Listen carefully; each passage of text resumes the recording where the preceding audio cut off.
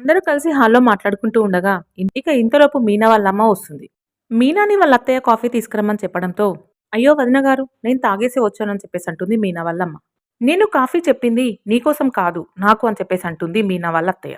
ఇక ఇంతలోపు మీనాకి చాలా కోపం వచ్చి, ఇంటికి బంధువులొస్తే వాళ్లకు కాఫీ ఇవ్వకుండా ఇంట్లో వాళ్ళు తాగితే మీకు ఎలా ఉంటుందో కానీ చూసే వాళ్ళకు మాత్రం చాలా చెండాలంగా ఉంటుంది. మీనా అలా మాట్లాడేసరికి ప్రభావతి ఏం మాట్లాడకుండా అలానే కూర్చొని ఉంటుంది. ఇక ఇంతలోపు మీనా వాళ్ళమ్మ రోహిణి వాళ్ళని బాగున్నారా అని చెప్పేసి అడుగుతుంది.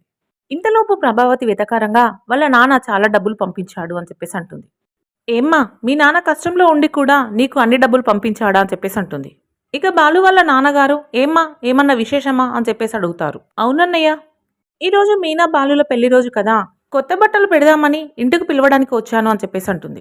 మరి మీనా వాళ్ళ అమ్మ వచ్చి పిలిచిందని బాలు మీనాతో కలిసి వాళ్ళ ఇంటికి వెళ్తారా? పాత గొడవలు మనసులో పెట్టుకుని రానని చెప్పేసి అంటారా? తర్వాత ఏం జరుగుతుంది మళ్ళీ మన ఛానల్లో చూద్దాం. Thank you friends, please subscribe.